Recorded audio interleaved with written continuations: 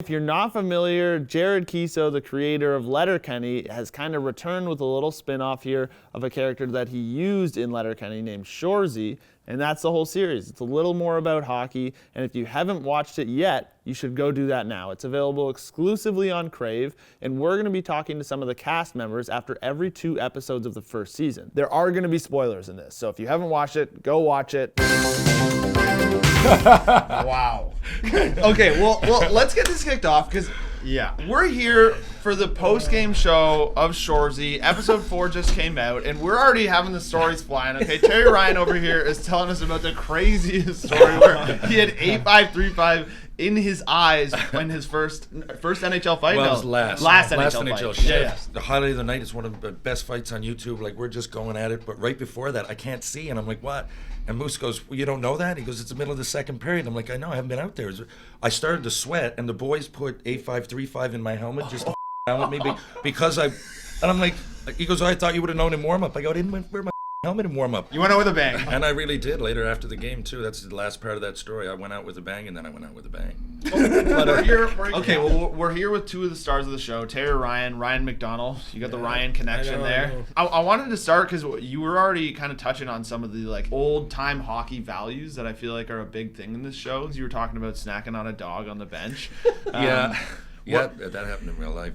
Jared, I think I know where you're going with that. Yeah. Jared played Junior A, and a lot of people don't realize that. The only difference between that and the NHL, I mean, there's a lot of relative similarities in the dressing rooms, right? It's just the fame, maybe money and options, but a junior dressing room, and there's probably a little bit more chirps in junior. So he had a good, and he's from Listowel, it's a small town. So a lot of what's being written is in his subconscious anyway. That culture, and he's a huge hockey fan and one that reads, and he's into, he played Don Cherry, that was no fluke. It was as much because he knows the history of hockey as it was anything, as far as I know. So we're coming into it with a creator that really has his finger on the pulse. He's a sponge, man. You can tell. Exactly. Like any little thing that's happened in a game anywhere, he's got it. Yeah, he's just going in the bank, and he's like, okay, I'm gonna use that. There's deep references, right? Yeah, super deep references. Yeah. Oh yeah, and that's why I was kind of wondering. Like, obviously, so you were drafted in '95. That's kind of a time where I feel like maybe through your career, you probably would have seen the league change a lot.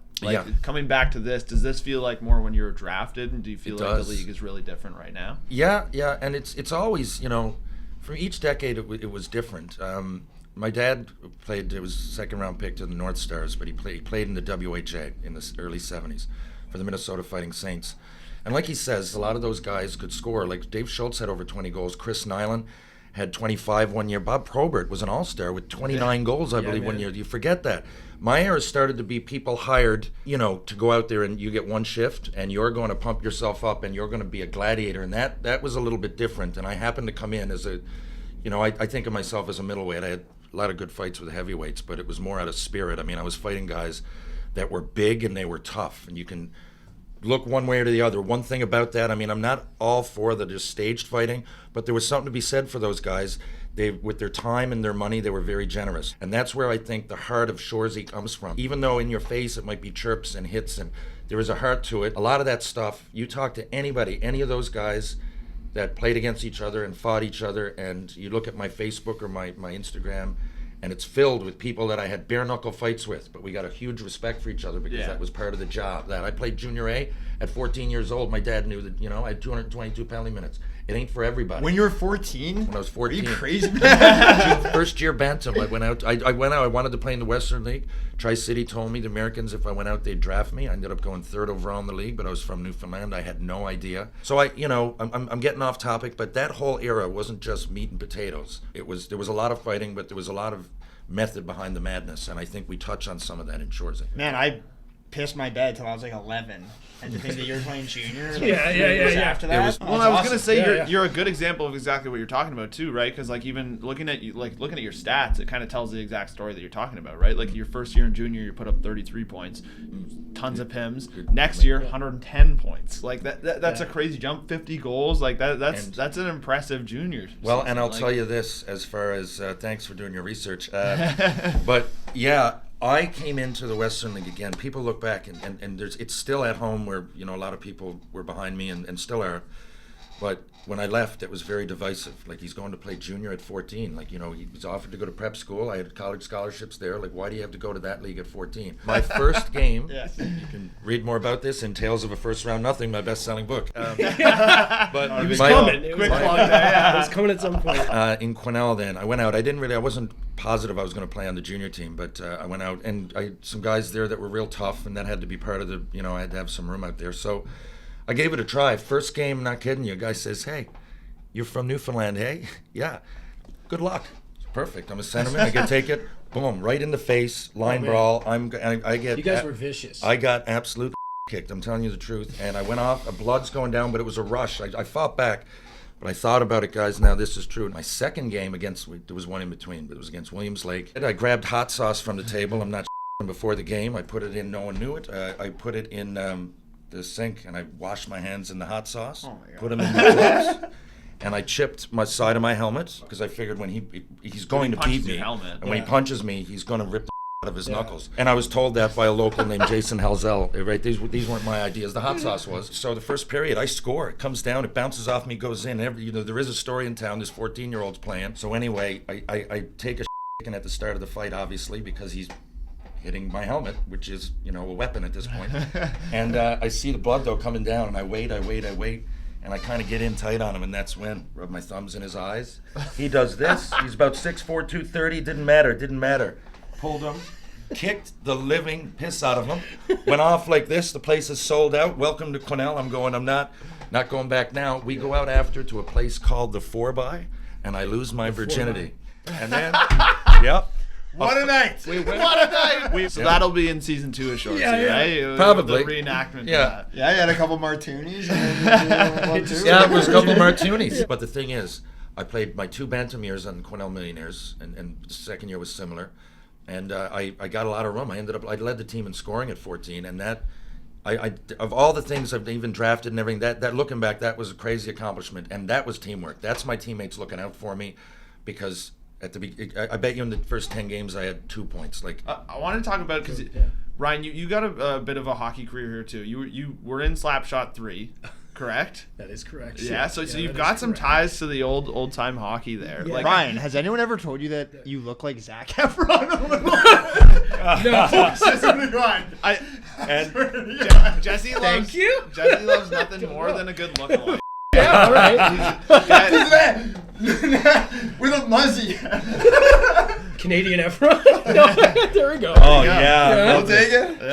That's a good. are now. That's a good Take look. it, man. I don't know. I kinda No, I do. haven't. But Now that you say it, I can see it. A little bit. Yeah. okay.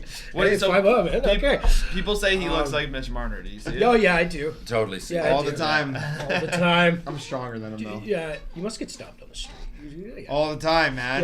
Yeah. Man, Yeah. oh, crazy story in Sudbury one time. Can I tell it? Some people like our YouTube stuff and things like that. So there's every once in a while somebody like asks us to sign something or something. But a girl comes by. We went out for Nick Foligno's charity tournament. In Right, Sudbury. right. So like Kiso and a couple of the other guys Yeah. from Letterkenny were there. And then, because obviously you guys filmed in Sudbury for this, right? So I was on the bench with Jared. Yeah. You were with Nice. Dylan, not with Dylan and Jared. And then, so a girl comes up. They do like autographs there and everything, right? Yeah. And then she got her Leafs jersey signed by John Tavares on the logo and everything. This girl comes up to Jesse and goes, "Can you sign my jersey?" And he goes, "Are you sure?" Or like You gotta explain the kicker. I will. So he's like, "Are you sure?" And she goes, Yeah, of course. Right here? And she's like, "Yeah, right on the logo, right next to John Tavares." And then he's like, "Okay," he's just thinking she likes the YouTube videos or something like that. So he signs it, and he wears, just like Shoresy in the show, wears 69 on all our videos and everything like that. So he signs it, Jesse Pollock, number 69. This is like about an hour later, he gets a message on Facebook from somebody that goes, "How dare you? How dare you dupe my sister into she thought you were Mitch Marner and got you to sign this jersey." Yeah. No, but the craziest part of the whole thing is that I was dressed like an old school hockey coach. I was wearing a fedora, a fake mustache, and an NHL tie from when I was 6. That's how I was dressed. All right. So that was Mitch Marner. And Are you kidding me? It's her fault. It's her fault. It was no, and I had to go on the defense. Yeah, that's her fault. I said to her, like, listen, I never told told anyone anything. Yeah. Your sister-in-law got it all wrong. Yeah. and I sent the picture. I was just like, I don't know how on earth your sister could have possibly thought that was Mr. Murder. I was gonna say too. You know, we talked about hot dogs earlier. I think we need to talk about another hot dog, a prosthetic hot dog that courtesy of Ryan over here. What do you mean, eh? Oh yeah. yeah, I don't know either. I watched it and I thought it was real funny. We've seen the episodes, of course. So pathetic. And It's like so pathetic. You got the you got your values are still there. You know, you got your goalie gear, really almost like a shrine off to the side of the bed. Living in the past. Goalies, man. Yeah. You're all Goalies. crazy. Yeah. You're all crazy. Yeah. You are an actual goalie too, right? No, man, actually. No? So, like, yeah, I know. I played up until, like, I played some midget AAA. I played at Tier 1 high school up until I was in grade 12 and left. I was out east. Like I a played goalie. a lot of road hockey. Like, and my dad played goalie as a lacrosse player back in the day here in Ontario. And I grew up in Nova Scotia. And so I played out my whole, like, up until whatever. And then I auditioned years ago for Slapshot 3, and I ended up getting this goalie. They threw me in goalie in men's league too because you played in a movie, and I was like, man, it's not that easy. I got like pegged, like they stopped at like 14 goals. Like, I'm thankful for the job, but like, God. And then you got the Vancouver Giants, like WHL team. Just knowing I'm an actor, walking in warm-ups, like just snapping them at my head, and then going to Crafty and eating them out of house and home. Because we haven't seen you between the pipes yet, but I was gonna say that, I'm like, being asked. And so far in the series, I was saying to you that, like, this is probably some of the most realistic hockey scenes I've seen in any movie, like, show, anything like that, and like I think it's because obviously the core group of you guys are legit hockey players. Yeah. Right? They took a lot of pride in trying to make it look like, you know, when you're watching something and nothing Watching the Mighty Ducks and, like, from any of this stuff, you know, you see it. The ear guards are all in, and the helmet's a little crooked, and you know, and they're holding their stick the wrong way, and there was a lot of like authenticity that I know Jared cared about a lot. I know that somebody, Jared included, kind of, I don't know if went out on a limb is the right way to put it, but I know that it was questioned, at some point should you use real hockey players and maybe not actors or whatever, but I know that there was people that really stood behind us because this is an opportunity of a lifetime. I can tell you, I almost didn't like get this because like I've known Jared for a long time, but this was not like a friend's thing. Like I auditioned, I waited for so long. I think that they were wanting, like, they wanted a hockey player, like a pro hockey player, and I mean, thank God they chose me. But, like, but honestly, but I know that I found out later that the authenticity, it was like we want the real deal. And it's not only that; it's not just us. It's the teams we're playing against. You know, the guys. There's Sudbury Wolves. There's there was all the extras that they played a high level of hockey. All of them. He didn't. I think the prerequisite was like you've got to play junior or college or bust. Like you can't. I mean, we lost someone. But. Yeah, I skated two laps on our first like skate, just to know one another, and then Keisha like got off the ice and. Man, Fish got cut. Fish won. We went out for a few twirls, and it was like, you know what? We came back the next day, and you know, there's some legit cuts red in tag in his Shoresy. locker. Yeah. Like a guy that maybe played junior back in the day, but just didn't keep up you must with have it. lied on your resume, but this is pro.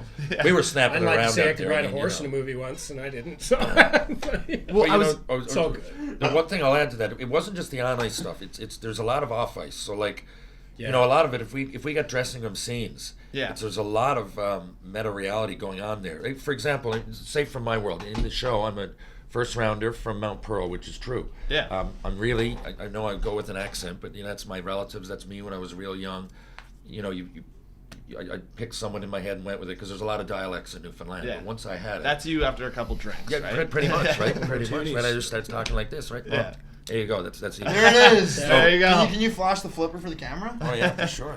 There you go. Do you like that? That's where he puts it. Is guys- the jean pocket? Like that's what it's built for. Yeah. So You are like the face of Canada, man. Like, look at you. rocking the hip Like shirt that. too. I know. You are the coolest. Well, I never thought of it like that, but who knows? And all the tools, Jarrett gave us all those tools to work with. I mean, he was very.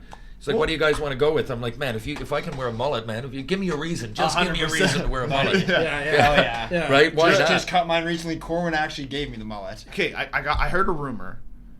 Did Jared pull out one of his teeth for this show? Oh, you mean where he's where he's got no tooth? Yeah. I'm not sure. I assumed because he played Junior A that it might have come out back then. Okay, yeah. That was just a rumor I heard that maybe Where'd you hear that rumor? I can't reveal my sources. Yeah, I don't know. That would seem extreme. Well, put but two who and two knows? together. I mean, I don't know. He's had his teeth in for a while, so. Yeah, that's what I mean. Like obviously, it's. That's a good question. Yeah, Yeah. we'll find out. We'll find out. That is method acting. Yeah. Wow. I mean, he's into it, right? And like that's Yes. it's obviously. I wouldn't put it past him, but he's into it. This is I may know a thing or anything two, Jarrett's but I'm gonna leave into. it be. Oh, okay. Okay. One thing I was also wondering, is he actually like chewing in the show? Yeah. So that just He's got the constant- spinner the whole No, time. no, I don't know Constant what kind or anything, but he's definitely chewing. I don't know if Yeah. it's the pouches or whatever, but Yeah. Like when the Like a camera goes snooze. off, he doesn't spit it out, if that's what you mean. There was some authenticity all over the place. In that Yeah. show. It was no different than going in and finishing a season of pro hockey. Everybody went in to do a job, and it felt like that. So And when it we were shows. putting the jerseys on, it really felt like a real team. But I mean, Yeah. it was. But you know what I'm saying? Yeah, I think it shows in the show. And fellas, I think we're over time with you, but that was great. Thank you come so back much for sometime. coming on. Yeah. We're excited for episodes 5 and 6, and maybe season 2 someday. And Here's hoping, man. Here's Yeah. hoping. If you guys ever want to play for the BarDown team, I'm in town, man. I'm looking for a team. Yeah. Yeah? Yeah. I swear to God, we play like every night with like need a 6 guys. Like, no, he's Too not a bad I goalie. don't play goalie. Yeah, he's the one to say we need a goalie now. I'm the guy who is like literally in my goalie pants, like going out and being like, "Hey, you got a right hand stick? Like, hey, where's the true stick?" Well, actually, dude, come out and play. I I'll keep saying take you up on it. Yeah, I keep saying last question, but here's my last question. This is key for coming to the team, because this was a topic in episode 4. Is how early do you show up for a game In my pro life. in pro life versus beer league? I'm like a half-hour guy. Oh, that's not bad. That's pretty good. For beer league, I'm like a 5 respect. minute guy, You will be bright and early for BarDown. Yeah. Oh yeah. I played. This was my last year playing. I played senior hockey at home this year, in a good league. In pursuit of the Allen Cup. We won it a few years ago, and I still take it as serious as like when I went to junior. I needed to be first there. We had a senior game a month ago, and I was there at 2:00 for the 7:30 game. Oh yeah, no joke. 5.5 hours. 5.5 hours. Thanks a lot, guys. Love your work, by the way. Really do appreciate it. Thank you. Yeah. Yeah, absolutely, guys. Thank you so much. Cheers, man. Yeah. Thank you. All right.